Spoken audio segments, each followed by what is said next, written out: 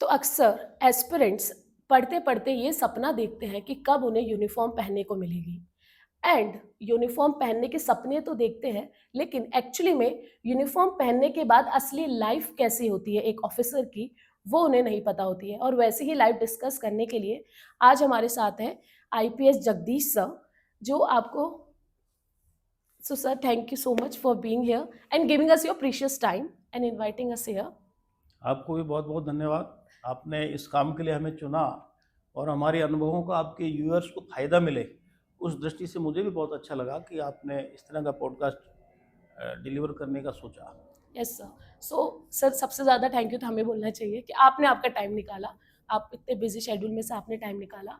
तो सर आप IPS of batch 1994।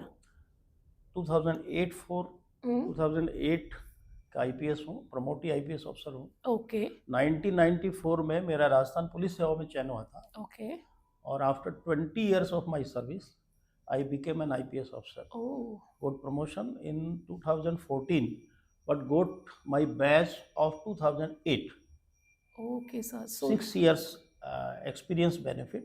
I got the badge of 2008 of IPS services. So it is all because of your long and long term of experience that you became an IPS officer. Definitely 20 साल के बाद मेरा promotion हुआ और 20 साल DYSP and additional SP के रूप में हमने काम किया। उसके बाद मेरा आईपीएस में प्रमोशन हुआ। तो sir like very curious thing, mostly अगर आपने रील्स वगैरह देखे होंगे इंस्टाग्राम पे जो बच्चे डालते हैं कि आईपीएस ऑफिसर गाड़ी में से निकलता है यूनिफॉर्म में से और इतना ज़्यादा क्रेज हो जाता है बच्चों को देख के कि वाह what a powerful position it is. तो जब आप एक ऑफिसर बने, जब आपको पता चला कि अब I will also be handling such a powerful position, तो what was the reaction of your friends, your family and specially relatives? मतलब उन्होंने फ्लेक्स तो किया होगा, मेरा दोस्त ऑफिसर है। याडिया जी, इस समय में मेरा दृष्टिकोण अलग है। केवल रुतबे के लिए, केवल पावर गेन करने के लिए मैं इन सर्विसेज में नहीं आया। मैं एक सामान्य परिवार से बिलोंग करता हूँ और शुरू से ही विपरीत परिस्थितियों में, अभावों में जीवन गुजरा। तो हमारा एक सपना था कि मेरे जैसे लोग, हमारे जैसे सामान्य परिवार के लोग अपनी दैनिक आवश्यकताओं के लिए किस तरह सरकारी विभागों में चक्कर लगाते हैं उनके काम के लिए और किस तरह से उनको विभिन्न परिस्थितियों से जूझना पड़ता है, उनके काम नहीं होते, उनके दिल में निराशा छा जाती है। तो ऐसे लोगों को रिलीफ देने के लिए, एक सामान्य वर्ग को रिलीफ देने के लिए क्यों नहीं मैं प्रशासनिक सेवाओं में जाऊं, ये मेरा एक सपना था शुरू से ही। और उस दिशा में उसी उद्देश्य को ध्यान में रख करके मैंने ये तैयारी शुरू की और इसके पीछे पड़ा रहा। अंत में मुझे पुलिस सर्विसेज मिली और उसको मैंने एंजॉय किया और जितना एक आम आदमी के लिए, एक पीड़ित के लिए मैं जितना कर सकता था मैंने करने का प्रयास किया। तो सर कितने अटेम्प्ट्स लगे आपके? मैंने ये तीसरे चांस पे मेरा आरपीएस में सिलेक्शन हुआ था। फर्स्ट चांस में मेंस दिया मैंने, लेकिन 5 या 6 नंबर शायद इंटरव्यू कॉलोनी में कम रह गए। सेकंड चांस में मैंने इंटरव्यू दिया, लेकिन उसमें वैकेंसी कम थी, मेरा वेटिंग में रह गया। ओह! और थर्ड चांस में मेरा राजस्थान में 24th रैंक था। तो 24th। 24th तो रैंक सर आप था। तो पेपर के तो इसमें हाइलाइट्स में आरपीएस होंगे। उस बैच 94 बैच के आरपीएस बैच में मेरा 4th रैंक था और राजस्थान में मेरा 24th रैंक था। उसके बाद फिर प्रमोशन हमने प्राप्त किए और लास्ट में डीआईजी से मैं रिटायर हुआ। तो सर मतलब आपकी फैमिली में you were the first officer? Definitely first officer मेरी फैमिली। आप को ऐसा लगेगा कि एक सामान्य परिवार का व्यक्ति भी इस पद तक पहुंच सकता है क्या? मैं आपकी जानकारी के लिए और अपने व्यूअर्स के लिए बता दूं, एक छोटे से गांव में मेरा जन्म हुआ। मेरे पिताजी बहुत ही मेहनती और बिल्कुल पढ़े लिखे नहीं थे और एक राजकीय स्कूल में वो चपरासी के पद पे कार्यरत थे और मेरा सौभाग्य है कि उसी स्कूल में मैंने पढ़ाई की जिसमें मेरे पिताजी चपरासी थे। ओह! और मेरे साथ जो उस स्कूल में टीचर्स थे उनके बच्चे भी पढ़ते थे, हमारे बीच में दोस्ती रही है। तो उस समय से मेरे मन में ये भाव पैदा हुआ कि हमारे पिताजी इतनी मेहनत करके और बच्चों की सेवा कर रहे हैं और इनको फिर भी एक तरह से सामान्य वेतन मिलता है, तो क्यों नहीं इनका सपने पूरे करने के लिए। क्योंकि वो जब भी मुझे देखते थे तो एक बात बोलते थे, बेटा मैं तो नहीं पढ़ा लेकिन तुझे पढ़ के कुछ बनना है। और वो बात मेरे को एक तरह से प्रेरणा दे गई और निश्चित रूप से मैं उस दिशा में आगे बढ़ा और ईश्वर ने मेरा साथ दिया, फल प्राप्त हुआ। So it was like a dream of your father जो आपने ट्रू करके बताया एज बीइंग अ सन, मतलब एज बीइंग अ रिस्पॉन्सिबल सन। इसमें एक चीज़ मैं आपको और ऐड करना चाहूँगा। आज की जो जनरेशन है निश्चित रूप से उसके कुछ अलग मायने हैं और वो करियर को लेकर इतना ज़्यादा एक्साइटेड रहती है आज की जनरेशन यस। कि जो फैमिली लाइफ है, जो सोशल लाइफ है, जो आपके परिवार के प्रति आपके जो जिम्मेदारियां हैं, जो दायित्व हैं, उनको सेकंड प्रायोरिटी में रखती है कि सबसे पहले हमारा करियर, उसके बाद शादी, उसके बाद फैमिली रिस्पॉन्सिबिलिटी। हमारे वाले युग में या हमारी जनरेशन में फैमिली फर्स्ट, फैमिली की रेस्पॉन्सिबिलिटी फर्स्ट। और उसका सीधा सा उदाहरण मैं आपको बताऊं कि मैं जब बीकॉम सेकेंड ईयर में पढ़ता था, स्कूलिंग के बाद अच्छा, you are- बीकॉम मैंने किया, तो सेकेंड ईयर में मेरा अध्ययन चल रहा था। उस बीच में मेरे 4 बहनें और हम 2 भाई हैं। 3 बहनें मेरे से बड़ी हैं। तो गांव की जो पारिवारिक परिस्थितियां होती है, जब बहनों की शादी हो गई तो मेरी माँ अकेली पड़ गई, तो उनको बहू लाने की आवश्यकता महसूस हुई। उस समय कोई किसी इस तरह का वो नहीं होता था कि साहब बच्चे से पूछ के शादी करेंगे। माँ बाप को आवश्यकता थी और बच्चे भी माँ बाप की आज्ञा का पालन पूरी तरह करते थे उस समय। तो मेरी शादी तय कर दी सेकेंड ईयर में ओके। और थर्ड ईयर की शुरुआत में ही मेरी शादी हो गई थी। 1985 में मैंने ग्रेजुएशन किया और 84 में मेरी शादी हो गई। शादी के 10 साल बाद मैंने मेरे इस सपने को पूरा किया। After 10 years of my service मेरे जो बच्चे, 2 बेटे 2 बेटियां, उनका भी जन्म हो चुका था।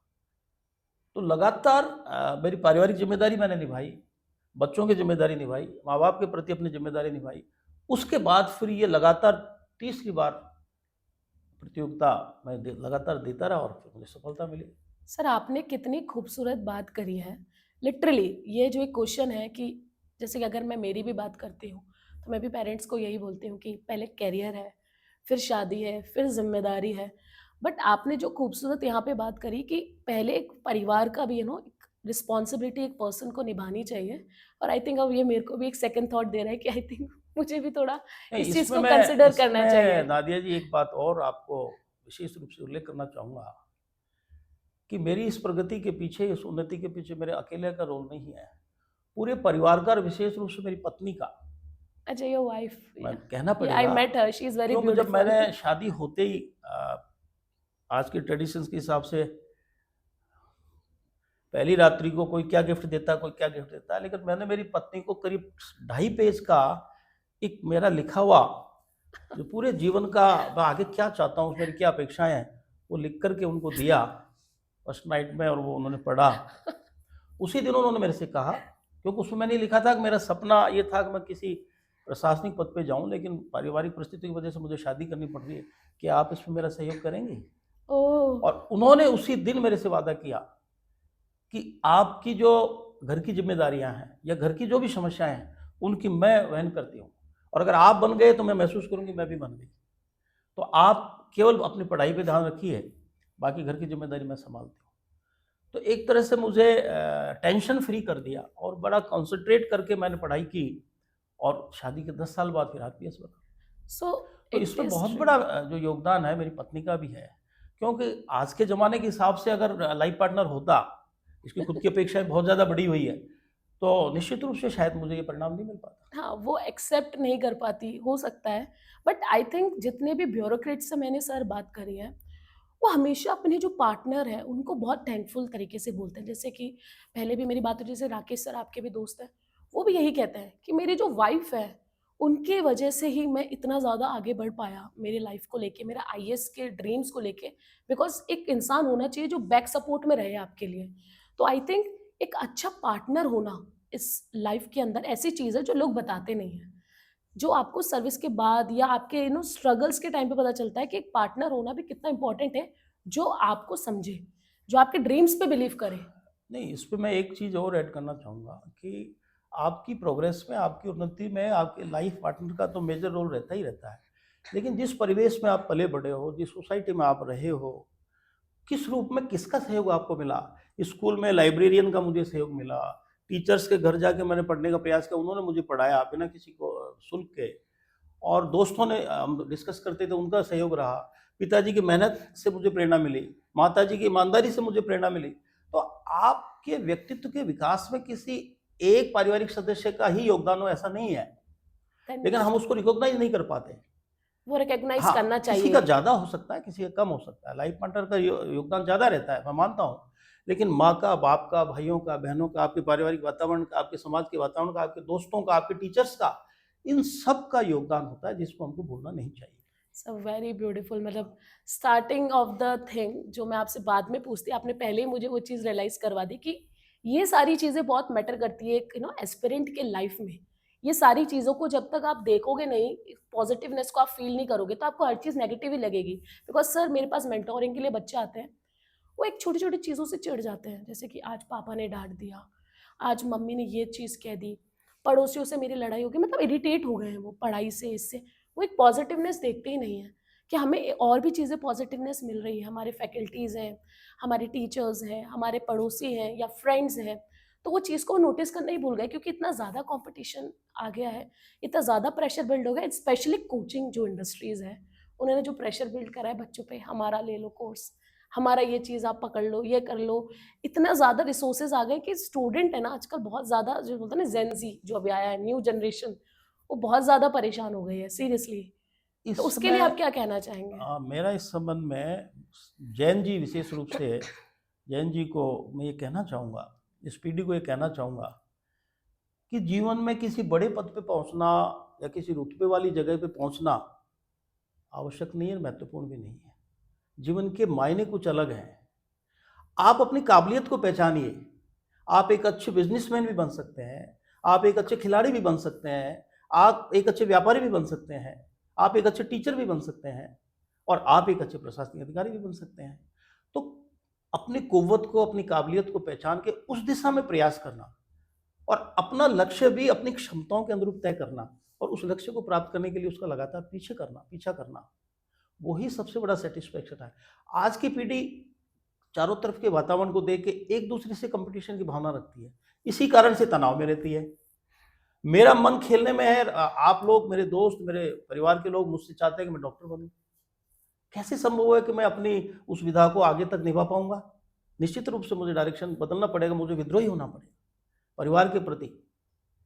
तो मेरा कहने का आशय, मैं विशेष रूप से अभिभावकों से भी ये कहना चाहूँगा कि बच्चे की किस क्षेत्र में रुचि है, शुरुआत में अगर उसकी हम पहचान कर लें और उसी दिशा में बच्चे को प्रोत्साहित करें और उसको हम सपोर्ट करें, तो निश्चित रूप से वो जिस फील्ड में भी जाएगा एक अच्छा आउटपुट देगा, अच्छा रिटर्न देगा, जो समाज के लिए हितकारी होगा।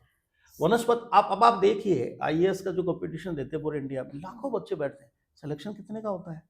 एक साल में मुश्किल से 1000, 1200, 1500 लोगों का बैठते हैं, लाखों बच्चे हैं। 1% भी नहीं होता। नहीं होता।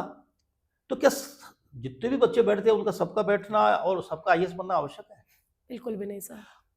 कई बच्चे जिनको मैं जानता हूँ, आईएएस के एग्जाम में 3 बार 4 बार इंटरव्यू तक पहुंचने के बाद सफलता नहीं मिलती, सिलेक्शन नहीं होता, और वो निराश होकर के, और लगभग 30 साल 32 साल पूरी करने के बाद फिर आकर के अपना फील्ड दूसरा चुनते हैं।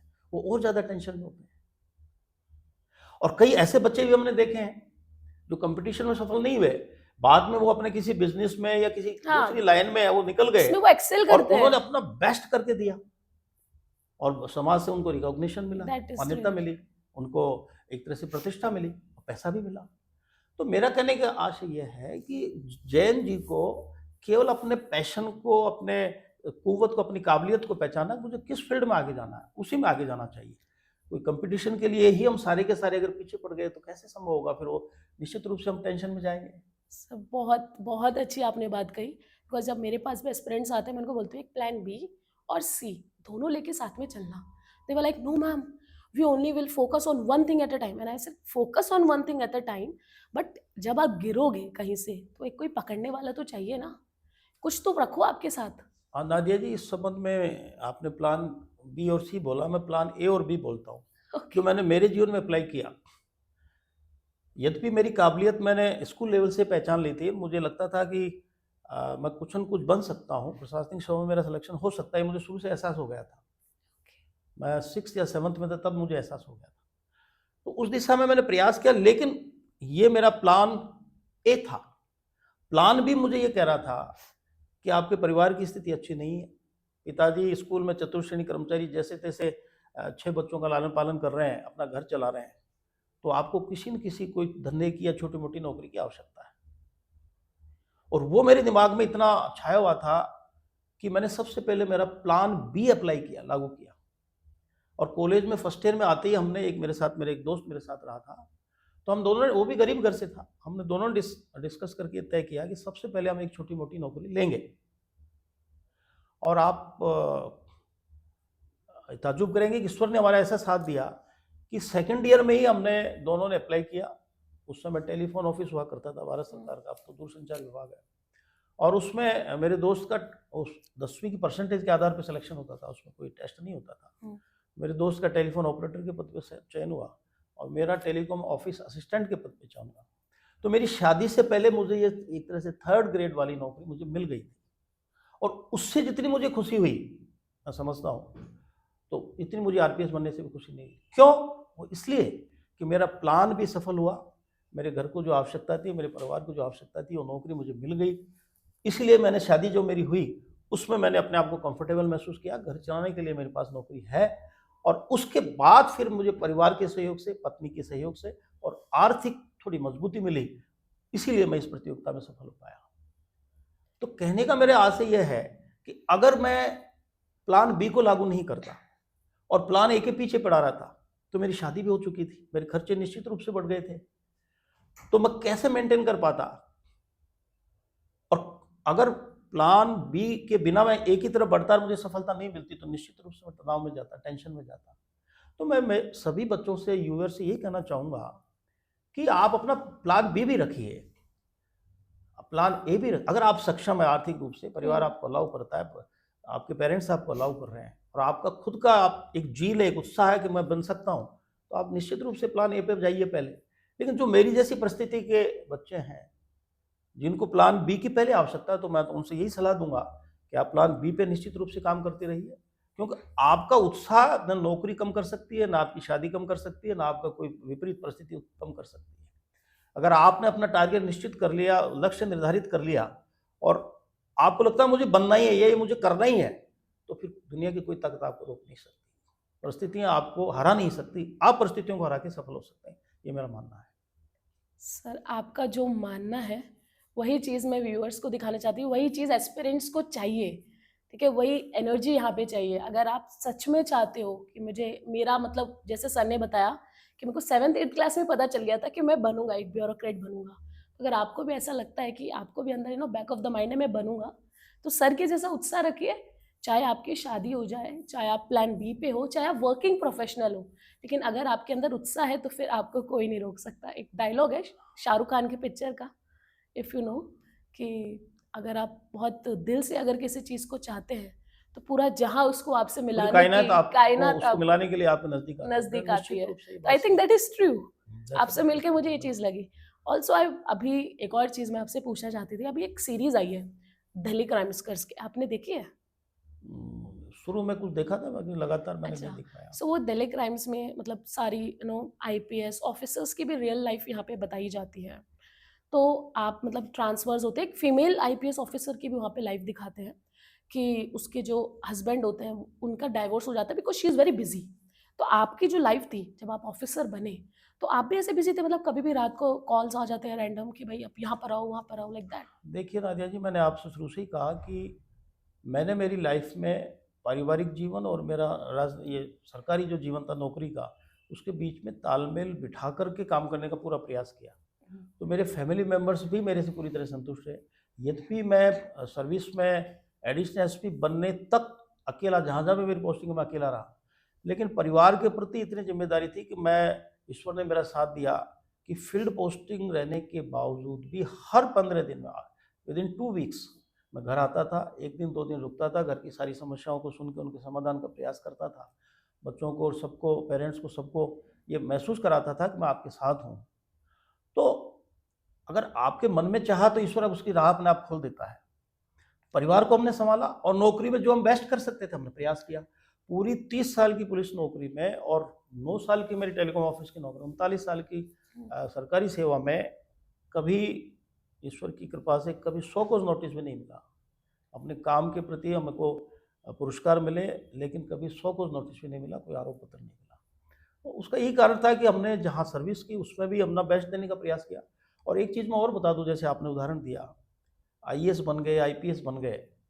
आईएएस दंपति भी हैं ऐसे, आईपीएस दंपति भी हैं। जीवन का अर्थ कुछ और है, आईएएस आईपीएस बनना नहीं है। अगर आप आईएएस आईपीएस बन गए और आप इतनी समझ नहीं है कि आप पति पत्नी के रूप में रह रहे हैं और आपके बीच में डिस्प्यूट हो रहे हैं और उसका दुष्प्रभाव आपके बच्चों पे पड़ रहा है, आपकी लाइफ पे पड़ रहा है, तो आपका पद किस काम का? जीवन में अगर सुकून नहीं है तो फिर तो क्या फिर काम पद का की क्या वो करेंगे दौलत, आप? वो आप दौलत, रुतबे वो का क्या शोहरत करेंगे? किस काम रुतबे की? का क्या करेंगे? सही कह रहे हैं तो सर आप। कहने का मेरा आशय है कि आपसी समझ महत्वपूर्ण है, पद महत्वपूर्ण नहीं है। कई ऐसे जोड़े भी मैंने देखे हैं जो दोनों सर्विस में होने के बावजूद उनकी म्यूचुअल अंडरस्टैंडिंग इतनी मजबूत है, एक दूसरे के प्रति समर्पित है और अपना बेस्ट वो दे रहे हैं, सर्विस में भी दे रहे हैं, परिवार को भी दे रहे हैं। तो यही एक बहुत बड़ी बात है। होता यह है कि ये जो हमारी सेवाएं हैं, ये निश्चित रूप से ईगो और रुतबे को साथ लेकर के आती हैं। अंग्रेजों के समय से ये सर्विस चल रही है, तो सबसे ज्यादा फोकस कैंडिडेट्स का रुतबे पे और अपने ईगो पे जाता है कि मैं इतना बहुत बड़ा बन गया। हाँ। ऐसा कुछ नहीं है। 60 साल के बाद आप अपने घर आएंगे और अगर आपने अपना ईगो बहुत ज्यादा बढ़ा लिया तो आपको समाज में कोई बात करने वाला व्यक्ति नहीं मिलेगा। तो आप एक सामान्य व्यक्ति हैं, आपके प्रयास और ईश्वर की कृपा से आप किसी पद पे पहुंच गए, वो भी एक दिन आपसे हटना है। आप अपने आप को सामान्य व्यक्ति महसूस नहीं करेंगे तो आप निश्चित रूप से तनाव में रहेंगे, दुखी रहेंगे, खुद भी परेशान रहेंगे, घर वालों को परेशान करेंगे। तो अपने आप को शुरू से सामान्य समझना, सामान्य जीवन जीना, सामान्य लोगों के बीच में बैठना और सुनना, उनकी पीड़ाओं को सुनना, और एक होता है एम्पैथी, अपने आप को उन जैसा महसूस करना, आप में कभी वो डेवलप ही नहीं होगा। सर आप बिल्कुल बिल्कुल एकदम, बहुत आपने इतनी अच्छी बात कही है और वो चीज़ एज अ जनरल पर्सन में भी अप्लाई होती है। मतलब आप देखोगे, आप तो फिर भी ऑफिसर्स की बात कर रहे हो, कुछ बच्चे तो ऑफिसर्स बनते भी नहीं और कुछ लोग भी ऐसे होते हैं जो बहुत ही सामान्य पद पे होकर भी उनमें इतना रुतबा रहता है, इतना ईगो रहता है कि उनके ईगो क्लैशेस चलते रहते हैं, दोस्तों से भी, अपने पार्टनर से भी, अपनी फैमिली से भी। तो वो चीज़ें मतलब बहुत ज़्यादा ईगो क्लैशेस हो मैं जाते आपको हैं। इस बारे में अपना अनुभव बता रहा हूँ। सबके अपने अपने मायने अपनी लाइफ के। अधिकांश जो ऑफिसर्स हैं वो प्रोफेशनलिज्म को ज़्यादा महत्वपूर्ण मानते हैं, अपनी सर्विस में अपने आप को कॉम्पिटेंट बना करके और बेस्ट देने का प्रयास करते हैं। अच्छी बात है, बहुत अच्छी बात है। मेरा जो नज़रिया इस सर्विस के दौरान रहा वो ये रहा कि एक आम व्यक्ति, एक पीड़ित व्यक्ति, एक विक्टिम अगर थाने में आता है या मेरे पास और किसी अधिकारी के पास आता है और उसकी अच्छे से सुनवाई होके अगर उसकी समस्या का हम तत्काल समाधान करते हैं, तो जो उस व्यक्ति की एक तरह से उसकी जो फीलिंग बदलेगी और एक तरह से उसके दिल से जो दुआ निकलेगी, एक आशीर्वाद निकलेगा, वो सबसे ज़्यादा महत्वपूर्ण है। तो मैंने मेरी पूरी सर्विस में विक्टिम को तवज्जो दी है। और जो सबॉर्डिनेट है, मेरा सिपाही जो मेरे साथ रहा, वो कोई गैप में नहीं रखता था। मेरा सिपाही रात को भी मुझसे फ़ोन से बात कर सकता था, कभी भी घर पे आके मिल सकता था, कभी भी ऑफिस में आके मिल सकता था। तो उनकी क्या पीड़ा है या उनमें क्या योग्यता छिपी है जिसका उपयोग मैं मेरी सर्विस में करूं, और मुझे निश्चित रूप से इसका फायदा मिला। ये गलतफहमी है। जब हम ओटीएस ट्रेनिंग में आए थे, तत्कालीन चीफ सेक्रेटरी राजस्थान के मिठालाल जी मेहता हुआ करते थे, उनका एक लेक्चर था, उन्होंने एक ही बात कही जो मैंने उस समय गांठ बांध ली, उसके पल्ले के बांध ली। It is by chance that you are here. इसमें आपकी मेहनत हो सकती है, आपका फैमिली सपोर्ट हो सकता है, ईश्वर की कृपा हो सकती है, लेकिन ये जरूरी नहीं है कि आप बहुत ज़्यादा इंटेलिजेंट। हो सकता है आपका दोस्त जो एलडीसी बन के बैठा है या खेती कर रहा है या कोई दुकान कर रहा है, उसमें आपसे ज़्यादा मेधा हो, बुद्धि हो, आपसे ज़्यादा इंटेलिजेंट हो, तो कभी ये गलतफहमी मत पालना। बात बिल्कुल उनकी सही थी। तो आप जिस सर्विस पे आप आ गए, इसका मतलब कतई नहीं कि हमारा कोई साथी जो किसी दूसरे जॉब में है या किसी और व्यवसाय में है, वो किसी दृष्टि से हो सकता है हमारे उसके फील्ड में हमसे ज़्यादा होशियार हो। इसलिए अपने आप को एक आम आदमी की रूप में अपने आप को महसूस करके उनकी पीड़ा को सुनना और उसका निवारण करना, ये मेरे लिए सबसे बड़ा एक तरह से मेरा उद्देश्य रहा। और उसमें मैं समझता हूँ कि मैंने अपना बेस्ट देने का प्रयास किया, सफलता मिली। So we can definitely see that by your हाँ। वे ऑफ टॉकिंग कि आपने उसी चीज़ पे ध्यान दिया और अभी भी आपका उसी चीज़ पे ध्यान रहा है। तो सर एक और चीज़ मैं आपसे कहना चाहूँगी, आपकी जो इतनी इयर्स ऑफ सर्विसेज रही है एज बीइंग एन ऑफिसर, सबसे ऐसा केस जो आपके पास आया, जैसा आपने कहा कि मैं हर केस को, हर विक्टिम के साथ में रहा हूँ, ऐसा कोई केस जो अभी तक आपके दिमाग में हो, ऐसा know crazy experience of yours? निश्चित रूप से वैसे बहुत सारे केस हैं, लेकिन एक केस जिसको मैं यहाँ कोट करना चाहूँगा। 2021 में मैं एसपी अजमेर था, तो वहाँ एक पॉश कॉलोनी, कंजस्टेड कॉलोनी, भीड़ भाड़ वाली कॉलोनी, एक बुजुर्ग दंपति उसमें रहते थे। रेलवे में उनकी सर्विस थी, उनके पति की।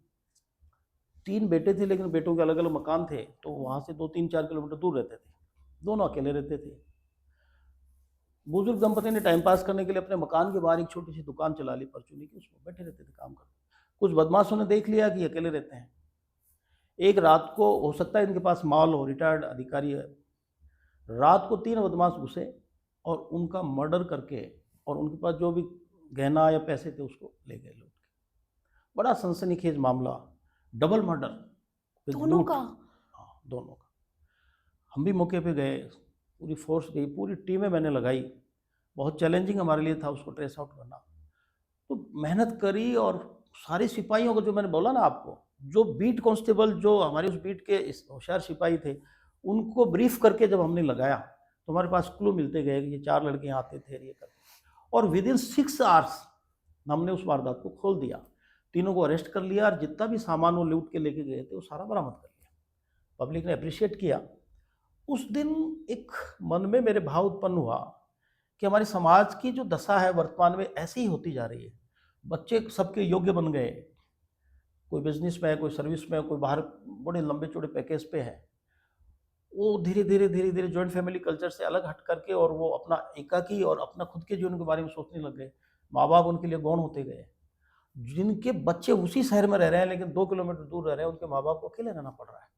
तो क्यों नहीं ऐसे बुजुर्ग दंपतियों के लिए हमें कुछ करना चाहिए। कुछ मैंने सोचा कि इसके लिए पुलिस क्या कर सकती है। तो उसी घटना को लेकर के हमने एक नया प्रकल्प शुरू किया, एक नया इनोवेटिव आइडिया हमने लागू किया। पूरे पहले शहर में हमने सर्वे कराया हमारे सिपाहियों के मार्फत कि ऐसे दंपति आप ढूंढिए जिनके या तो बच्चे हैं नहीं, बुजुर्ग दंपति, या बच्चे बाहर हैं, या वो बच्चों से अलग रहते हैं। उनको 60 साल की उम्र से ज़्यादा के लोग हैं, उनको दवाई की भी आवश्यकता पड़ सकती है, उनको किसी और काम की आवश्यकता पड़ सकती है, उनके पास अड़ोसी पड़ोसी कोई बदमाश उस पर गलत तरीका उन पर रख के उनके साथ कुछ वारदात कर सकता है। कि क्यों नहीं उनको अपन मोरली और उनको एक तरह से सुरक्षा की दृष्टि से उनको सपोर्ट दें। तो हमने एक ऐसा आयोजन किया अजमेर में। करीब 23 दंपति हमने छांटे, बुजुर्ग जो अकेले रहते थे, उनको पुलिस लाइन में बुलाया, और उस बीट के सिपाहियों को बुलाया जिस बीट में वो रहते थे ना। हमारा बीट कांस्टेबल होता है, वो करीब 23 हमारे बीट कांस्टेबल आए, और एक समारोह किया जिसमें जिला कलेक्टर मेरे साथ थे अजमेर के। और हमारे बीट कांस्टेबल का परिचय उस बुजुर्ग दंपति से करवाया जो उसकी बीट में जो सिपाही था। और हमने कहा कि आपके बच्चे या तो है नहीं या आपके बाहर है, तो आप ये मत समझना कि आपके संतान नहीं, ये बीट कांस्टेबल आपका बेटा है। ये आपके दोनों के नंबर एक्सचेंज कराए, उनको हमारे सिपाही को एड्रेस दिए, नंबर दिए, उनके सिपाही के नंबर उनको दिए, और एक कहा कि आपको किसी भी तरह की समस्या हो तो आप इसको फ़ोन करिए, और ये आपका फ़ोन नहीं उठाए तो फिर मैंने मेरे नंबर दिए, SHO के नंबर दिए। तो उस दिन मैंने देखा कि ऐसे बुजुर्ग दंपति, कम से कम 8-10 लोग, तो लिटरली उनकी आंखों में आंसू आ गए। हमने पुलिस का ये रूप पहली बार देखा है। एग्जैक्टली। और हमें हमारा बेटा मिल गया है, और उनका जो एक सुरक्षा का भाव उनमें ऐसा उत्पन्न हुआ कि अब उनको ऐसे लगने लगा कि अब हमारा कोई कुछ बिगाड़ नहीं सकता। दे गॉट दैट तो कॉन्फिडेंस। उसका मीडिया में काफ़ी उसका मतलब उसका उल्लेख हुआ, और लोगों ने उसको अप्रिशिएट किया।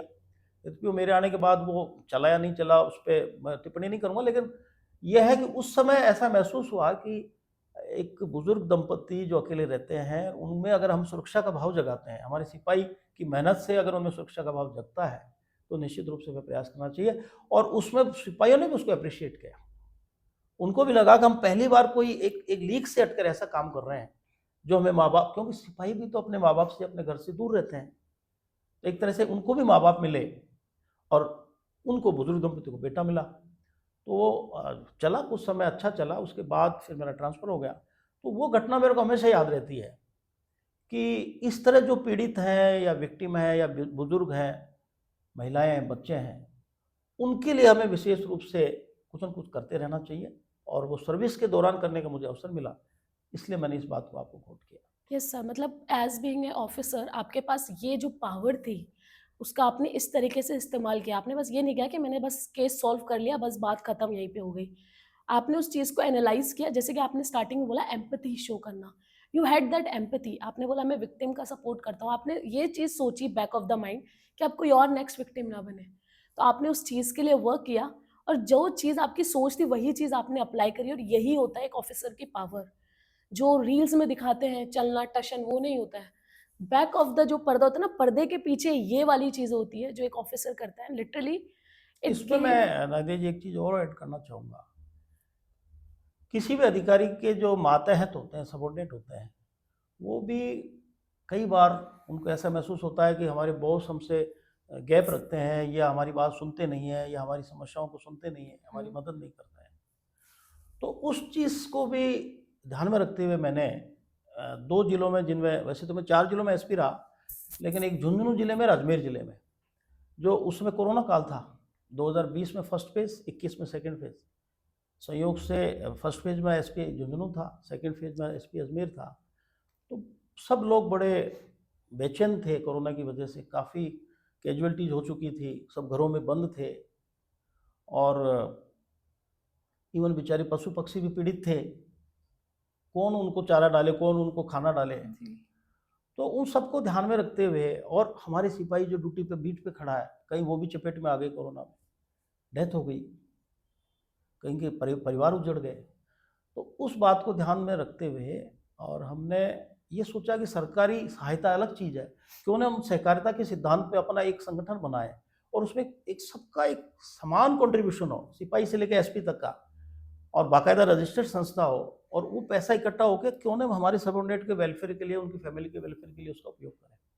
तो ऐसे ही है कि हमने पुलिस कल्याण समिति झुंझुनू में रजिस्टर करवाई, अजमेर में रजिस्टर करवाई, और सिपाही से लेके एसपी तक 100 रुपये पर मंथ एक कंट्रीब्यूशन के रूप में उस संस्था के खाते में हमने एक तरह से ऑब्लिगेटरी बैंक के माध्यम से उसमें जमा कराया, और एक बड़ा फंड लगभग महीने में 4-5 लाख रुपए इकट्ठा होने लग गया। और फिर उसमें हमने सबसे पहले उसका प्रयोग, जो हमारे पुलिसकर्मी कोरोना के दौरान, ड्यूटी के दौरान खत्म हो गए, उनके परिवार को एक एक टोकन मनी के रूप में परिवार को तत्काल संबल प्रदान करने की दृष्टि से 5 लाख रुपए का चेक हम उस संस्था के माध्यम से तुरंत देते थे उसके ओह! परिवार को। और आज मैंने पता किया, दोनों जिलों में आज भी वो संस्था चल रही है, करोड़ों का फंड उनका इकट्ठा हो गया है। और अब हमारी पुलिस छोटे सिपाहियों के बच्चों को छात्रवृत्ति देना, उनको स्कूल ड्रेस इत्यादि देना, या कोचिंग में उनकी मदद करना, कंपटीशन में उनकी मदद करना, परिवार में कोई बच्ची की शादी में मदद करना, बीमारी में मदद करना, ऐसे वेलफेयर के कामों में हमारी सबऑर्डिनेट के वो फंड काम में आ रहा है। और एक सहकारिता का सिद्धांत है, उसमें कोई बड़ा छोटा नहीं है, सिपाही भी वही कंट्रीब्यूट कर रहा है, एसपी भी वही एसपी भी कंट्रीब्यूट वही कर रहा है, कंट्रीब्यूट कर रहा सिपाही को भी वही सहयोग मिलेगा, एसपी के बच्चों को अगर आवश्यकता है ऐसी कोई, है। हुँ, डेफिनेटली ऐसी संभव नहीं है, लेकिन फिर भी आवश्यकता है तो उसको भी वही मिलेगा, उसमें कोई भेदभाव नहीं होगा। तो उस समय जो है हमारे सबॉर्डिनेट्स ने भी उस संस्था को भी अप्रिशिएट किया, उस काम को अप्रिशिएट किया, और उसका फ़ायदा भी उठाया। तो निश्चित रूप से अगर हम हमारे सबॉर्डिनेट के प्रति एम्पैथी रखेंगे, पीड़ित के प्रति एम्पैथी रखेंगे, तो फिर आपको जीवन में कभी तनाव नहीं हो सकता। और रिटायरमेंट के बाद भी आज जो सम्मान, जो सहयोग, जो आज भी मुझे जो मेरे साथ रहे उनसे मिलता है, जिन लोगों के हमने काम किए उनसे मिलता है, तो हमें एक सुकून महसूस होता है। कभी ये फील नहीं होता कि मैं रिटायर्ड हो गया और अब मैं अकेला पड़ गया, कभी महसूस नहीं। So you are a leading example. अगर मैं आपकी बातें और आपका कंट्रीब्यूशन की अगर बात करती हूँ, तो एक बहुत ही फ़ेमस डायलॉग है, जो मोस्टली वो लोग बोलते हैं कि भई एक पुलिस वाला ना तो दोस्त अच्छा है, ना दुश्मन अच्छा है। पर एक्चुअली में ऐसा नहीं है। मतलब व्हाई जो जनरल पब्लिक होती है वो इतना फ़ियर क्यों करती है पुलिस से? देखिए, ये तो आपको पता है नादिया जी कि पुलिस संगठन की स्थापना अंग्रेजों के समय हुई, और उन्होंने अपने शासन को बनाए रखने के लिए पुलिस को एक टूल के रूप में काम में लिया, एक एक तरह से ब्रूटल इस्तेमाल, ब्रूटल हाँ। टूल। और उनके पुलिस के भी दिमाग में इस तरह से वो जो भावना है बनी हुई थी कि मैं बहुत बड़ा अफसर हूँ और मैं कुछ भी कर सकता हूँ, डंडे से रूल कर सकता हूँ, वो अभी धीरे धीरे धीरे धीरे काफ़ी कम हुई है। अब आज़ादी के बाद काफ़ी उसमें परिवर्तन हुआ है, पिछले 10 साल में तो उसमें और ज़्यादा परिवर्तन हुआ है। और सरकार की भी मंशा रहती है कि जब तक पुलिस और जनता के बीच में गैप रहेगा, तब तक निश्चित रूप से पीड़ितों की संख्या बढ़ती रहेगी, उनको सहायता नहीं मिल ये सर पाएगी। क्योंकि डर जाता है कि इंसान डर देख भय के, जाता पुलिस है। को देखकर आज भी एक आम आदमी थाने में घुसते डरता है, डरता है। थानेदार जी से बात करते हुए डरता है। तो ये भय जो है लगातार मतलब एक कारण बन रहा है, जिसकी वजह से पुलिस के प्रति जनता का विश्वास नहीं बन पा रहा है। जिस दिन ये भय खत्म हो जाएगा, जिस दिन ये गैप खत्म हो जाएगा, मैं समझता हूँ उस दिन पब्लिक जो है पुलिस की कार्यप्रणाली को समझेगी और आगे बढ़ करके सहयोग करेगी। हाँ, एग्जैक्टली सर। तो उसके लिए प्रयासरत है, हमारे उच्चाधिकारी प्रयासरत है, हमारे विभाग पूरी तरह से प्रयासरत है, सरकार प्रयासरत है। और जैसे अब आपने सुना होगा एक पुलिस कम्युनिटी एक शब्द है, police community policing. Community policing. हाँ, मतलब पुलिसिंग में आप जनता को इन्वॉल्व करो, that is called community community policing. Policing. तो आप उनकी सहभागिता अगर आप सुनिश्चित करेंगे तो कई चीजें निकल के आपके पास आएगी। क्राइम और क्रिमिनल के बारे में आपको जानकारी मिलेगी, आपको लॉ एंड ऑर्डर में पब्लिक की आवश्यकता वो आपके साथ खड़े मिलेंगे। महिलाओं में एक सुरक्षा सखी अपने राजस्थान में एक उन्होंने बनाया है अभी, जो महिलाएं थाने से जुड़ रही है, वो महिलाओं की समस्याओं को लेकर साथ लेके आती है, उनकी मदद करती है। हाँ, तो अब धीरे धीरे जनता की सहभागिता पुलिस के काम में बढ़ रही है और उसके अच्छे परिणाम भी आ रहे हैं और भय भी अब धीरे धीरे काफ़ी कम हो गया। और मुझे उम्मीद है कि आने वाले कई कुछ सालों में निश्चित रूप से पुलिस की जो कार्यप्रणाली जनता उसको समझेगी, पुलिस के कामों को हाँ। अप्रिशिएट करेगी और सहयोग करेगी। तो आपका यही कहना है कि जब पब्लिक और पुलिस के बीच का जो गैप है वो जितना कम होगा, उतना ज़्यादा अच्छे आपको परिणाम देखने को निश्चित मिलेंगे रूप से। इसके अंदर। तो सर आपकी ये सारी बातें सुन के बस I had lot and lots of question, but you answered it so perfectly कि मेरे बहुत सारे क्वेश्चंस तो उसी के अंदर ही समा गए। बस एक लास्ट में क्वेश्चन करना चाहूँगी एक एस्पिरेंट की तरफ से। एक क्वेश्चन है जो मैं चाहती हूँ कि आप एक एस्पिरेंट को बताएं कि एक एस्पिरेंट पूरे दिन लाइब्रेरी में पढ़ता है, घर पे आकर भी वही चीज़ें करता है, बहुत प्रैक्टिस करता है, कोचिंग्स उनके ऊपर इतना ज़्यादा दबाव बना के रखती है, ये करना है, वो एग्ज़ाम, वो पेपर, इतना सब कुछ करने के बाद भी एक एस्पिरेंट जो एक सेलेक्ट हो जाता है और एक एस्पिरेंट जो सिलेक्ट नहीं हो पाता, तो आपके हिसाब से वो क्या चीज़ है जो एक एस्पिरेंट को करनी चाहिए कि वो ना सिलेक्ट होने की जगह सिलेक्ट हो जाए? उसकी जो फ्रस्ट्रेशन है वो सारी चीज़ें एक ही इस अटेम्प्ट में संबंध उसका में अच्छे से सिलेक्शन हो जाए। इस संबंध में नादिया जी आपने ये बहुत महत्वपूर्ण सवाल किया, मैं बताने वाला भी था। जो मेरे एक्सपीरियंस है कि जो मैंने लागू किया मेरे जीवन में, मैं इस पद पे पहुंचा, वो मैं शेयर करना चाहूँगा आपके व्यूअर्स से, अपने कॉम्पिटेंट सबसे। जी। तो ये कहना चाहूँगा कि सबसे इम्पोर्टेंट है पहले अपनी काबिलियत को पहचानो, अपनी क्षमता को पहचानो। अगर आपकी हिंदी अच्छी है, अगर आपकी इंग्लिश अच्छी है, ऑप्शनल्स पे आपका कंट्रोल है, जनरल नॉलेज पे आपका कंट्रोल है, तो आप किसी भी कंपटीशन लेके अपने आप को परफेक्ट मान सकते हैं। अगर किसी भी एक सब्जेक्ट में आपकी कमजोरी है, लेस देन एवरेज है, इंग्लिश आपकी कमज़ोर है या हिंदी कमज़ोर है या जीके में आपका इंटरेस्ट इतना नहीं है, तो फिर कहीं ना कहीं आपको प्लान बी की तरफ बढ़ना पड़ेगा। लेकिन अगर आप इन चीज़ों में परफेक्ट हैं तो आप सबसे पहले अपना टारगेट निर्धारित कीजिए। मुझे यूपीएससी क्लियर करना है, आरपीएससी करना है, किसी पर्टिकुलर सर्विस में जाना है, अपनी क्षमताओं के अनुरूप टारगेट फिक्स करने के बाद फिर जो परीक्षा होनी है, कितने उसके चरण है, first phase, second phase, interview, उसको अच्छी तरह समझिए। उसके बाद प्रीलिम्स का, मेंस का सिलेबस आपके पास होना चाहिए। जो मैंने तैयारी करने का जो मेरा तरीका था, जब प्रीलिम्स की तैयारी करता था या मेंस की तैयारी करता था, तो सिलेबस मेरे सामने होता था।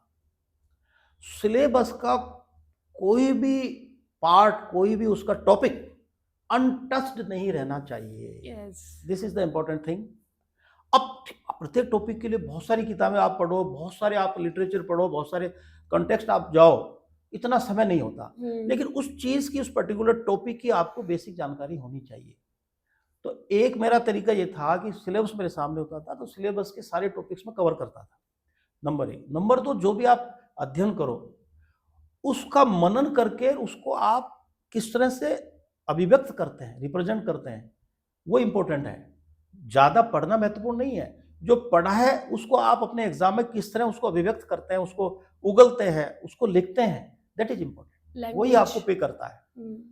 तो उसके लिए आपको पढ़ने से ज़्यादा लिखना महत्वपूर्ण है। अगर आप लिख करके तैयारी करते हैं, आपने पढ़ाई करी और उसके बुलेट पॉइंट्स आपने नोट कर लिए और फिर आप अपनी भाषा में उसको लिखते हो, डेली 5 पेज 10 पेज आपने लिखा और फिर उसका विश्लेषण करके आपने देखा आपने कहाँ गलती की और फिर धीरे धीरे उसमें आपने सुधार किया, तो निश्चित रूप से आप अपना जो रिटर्न एग्जाम में जो आप अपनी अभिव्यक्ति है वो आपकी निश्चित रूप से अच्छी होगी, और उसको हमको ध्यान रखना पड़ता था। यद्यपि कई बच्चे उस पर ध्यान नहीं देते थे कि चाहे हिंदी में आपका मीडियम हिंदी हो चाहे इंग्लिश हो, आपके स्पेलिंग मिस्टेक्स नहीं होने चाहिए, आपकी भाषा की शुद्धता पे आपका कंट्रोल होना चाहिए, सेंटेंस फॉर्मेशन में आपकी गलती नहीं होनी चाहिए, आप कम लिखिए, मतलब गागर में सागर भरिए, ओह! बहुत ज़्यादा लिखना आवश्यक नहीं है, लेकिन जो क्वेश्चन डिमांड कर रहा है, जो आपसे पूछ रहा है, वो बात उसमें उतने शब्दों में आ जानी चाहिए। ये एक कला है और ये निरंतर प्रयास से आती है, लिखने से आती है। तो मैं व्यूअर्स को यही कहना चाहूँगा कि आप ज़्यादा पढ़ना महत्वपूर्ण नहीं है, आपको जितना समय मिलता है, लेकिन क्वालिटेटिव स्टडी आपकी होनी चाहिए। क्वांटिटी की आवश्यकता नहीं, क्वालिटी की आवश्यकता है, और उसके लिए आप लिख कर पढ़िए, सिलेबस सामने रखिए, सिलेबस के सारे टॉपिक्स कवर करिए। और एक और इम्पोर्टेंट बात कि एक होता है बड़ा टारगेट, आईएएस बनना है या आईपीएस बनना है, ये तो सबसे बड़ा हमारा टारगेट। अब उसको अचीव करने के लिए छोटे-छोटे टारगेट आपको निर्धारित करने पड़ेंगे। अभी मुझे मेंस में एग्जाम देनी है और पर्टिकुलर टॉपिक आज का मेरा टारगेट क्या रहेगा? आज मैं इस टॉपिक को कवर करूँगा, उस दिन मुझे पूरा करना ही है। तो ऐसे आप सिलेबस को छोटे-छोटे टारगेट्स में बाँट लीजिए। आपके पास समय 4 महीने बच रहा है, 4 महीने में आपका सिलेबस कैसे कवर होगा? डेली का टारगेट आपका निर्धारित होना चाहिए, और उस डेली के टारगेट को आप अचीव भी कर लोगे, क्योंकि आपको लगेगा यार एक दिन में चलो 1 घंटे में ये और कर लेता हूँ, 1 घंटा ये उससे पूरा कर लूँगा, आज का मेरा टारगेट पूरा हो जाएगा। तो आपकी एक समयबद्ध और एक अनुशासित रूप से अगर आपका अध्ययन है और छोटे-छोटे टारगेट में बाँट करके आप अपना अध्ययन करते हैं, तो आपको सफलता मिलेगी। ये मेरा अनुभव है। सबको मिले आवश्यक नहीं है, लेकिन फिर भी इसमें निश्चित रूप से आपको सफलता मिलेगी, मेरा विश्वास है। इसी फॉर्मूले को हमने अप्लाई किया, और ये फॉर्मूला मैं मेरे साथियों को, आपके व्यूअर्स को, सबको देना चाहूँगा कि टारगेट बड़ा है उसको देख के घबराना नहीं है, उस टारगेट को उतार के छोटे-छोटे टुकड़ों में छोटे टारगेट में बाँटिए, छोटे-छोटे टारगेट हासिल करिए। एक मिला दूसरे में लग गए, दूसरा मिला तीसरे में लग गए, और ऐसे करते-करते आप बड़े टारगेट को निश्चित रूप से अचीव कर लेंगे। ये पढ़ाई का तरीका होना चाहिए, ये लिखने का तरीका होना चाहिए, और इसी तरीके के आधार पे हम यहाँ तक पहुँचे। Sir thank you so much कि आपने ये आपका जो फॉर्मूला है, आपकी टेक्निक है जो हमारे साथ शेयर करी है। और यही चीज़ मोस्टली सब यही कहते हैं कि कंसिस्टेंसी से छोटे-छोटे टारगेट्स, और आपने भी वही चीज़ यहाँ पे करी है। घबराना नहीं है, अगर चीज़ को अगर ठानी है तो वो करना ही है, धीरे-धीरे हो जाएगी लेकिन होएगी ज़रूर। और सर आपसे जो मैंने बात करी, मैं आई थी आपसे एक एस्पिरेंट के तौर पे बात करने के लिए, लेकिन आपने और भी डीप इनसाइट्स मुझे यहाँ पे बताए जो मुझे भी सोचने पे बहुत ज़्यादा अलग चीज़ों पे, लाइफ के बारे में एक बहुत वाइडर स्कोप आपने एक दिखाया एक है। एक बहुत महत्वपूर्ण बात मैं नादिया जी अपने व्यूअर्स को कहना जी सर, चाहूँगा ज़रूर। कि किसी भी प्रतियोगी ने मन में धारणा के लिए मुझे आईएएस बनना है, और उसके पीछे वो पढ़ता है और लगातार उसके बारे में सोचता रहता है, मेहनत करता है। सफलता मिले या नहीं मिले ये आवश्यक नहीं है, लेकिन वो लगा रहता है, और उसी के साथ वो एक टेंशन क्रिएट कर लेता है। उसके मन में ये बात उस समय नहीं आ पाती कि अगर मैं आईएएस नहीं बन पाया तो मेरा प्लान बी क्या कहता है, मैं क्या करूँगा लाइफ में। हमने जस्ट इसका उल्टा किया, हमारे मन में भय कतई नहीं था। हमारे मन में ये था कि हमने एक हमें छोटी-मोटी नौकरी मिल गई और इसी में हम प्रमोशन लेंगे, इसके साथ कुछ और करेंगे, तो हमारा आईएआरएस में सिलेक्शन हो जाए, अच्छी बात है, नहीं हो तो कोई टेंशन नहीं करना। तो जो भी हमने अध्ययन किया वो टेंशन फ्री होके किया, क्योंकि प्लान भी हमारे दिमाग में था कि मैं बेरोजगार नहीं हूँ, मेरी लाइफ में करने के लिए कुछ और चीज़ें भी हैं।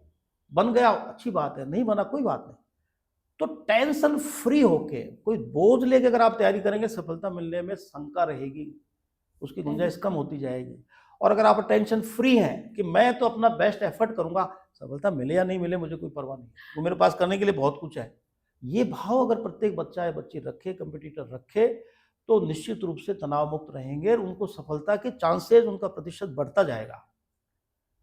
कई बार ऐसा देखा गया कि बच्चे खूब पढ़ते हैं, खूब उनको नॉलेज है, लेकिन टेंशन, इतना दबाव है उनको बहुत। कि वो लिख नहीं पाते परीक्षा में, घबराहट हो जाती है, छूट जाते हैं क्वेश्चन, याद होते हुए भी लिख नहीं पाते। उसका कारण है मानसिक तनाव। होता है सर, मेरी एक स्टूडेंट बेहोश हो गई थी प्रीलिम्स में। हाँ, निश्चित रूप से। तो आप अगर तनाव में रहेंगे तो आप अपना बेस्ट आउटपुट नहीं दे पाएंगे, और आप पहले से इस दृष्टि से रहेंगे कि भाई मैंने मेरा बेस्ट एफर्ट किया और बेस्ट मैंने मेरी तैयारी की और मैं बेस्ट मैंने दिया, होगा अच्छी बात है, नहीं हो तो कोई बात नहीं। सर का आपके लैंग्वेज में कहने का मतलब है चिल रहो, रिलैक्स करो और ग्राइंड करो डेली आपके गोल्स के लिए। तो sir thank you so much, आपके साथ बात करके मुझे भी बहुत सारी चीज़ें आज सीखने को मिली है। रियली ग्लैड आज आपने मुझे बहुत अच्छा टाइम दिया, बहुत सारी नॉलेज दी, और वो चीज़ मैं अपनी लाइफ में भी अप्लाई करूँगी। बस चिल रिलैक्स होके अपने काम करूँगी, और आप है ही गाइडेंस के लिए, आपसे पूछ लिया करेंगे कभी कभार। तो thank you so much sir for being here, for being with my students. तो आपसे और मुलाकात होती रहेगी सर से और आपके भी। स्टूडेंट को अंत में मैं एक बात कहूँगा जी सर। कि जीवन है तो सब कुछ है, इस बात को हमेशा ध्यान में रखें। Beautiful line. जीवन है तो सब कुछ है, जीवन is beautiful we can say. Sir आपकी सारी बातें सुन के अब मेरे को भी बहुत ज़्यादा चीज़ें समझ में आई है। अब मेंटोरिंग के दौरान मैं भी आपको अब बहुत अलग डायमेंशंस में चीज़ें बातें करूँगी, जो सर ने समझाई उसको और डायमेंशंस में हम बातें करेंगे उस पर। Thank you so much sir, thank you so thank much you, sir. आपको भी बहुत बहुत धन्यवाद, आपने अवसर दिया। ठीक है, सबको, व्यूअर्स को, आपको सबको बहुत बहुत धन्यवाद। अब सर हमें कॉफ़ी पिलाएंगे निश्चित रूप से आओ। ओके सर, जी। Thank you.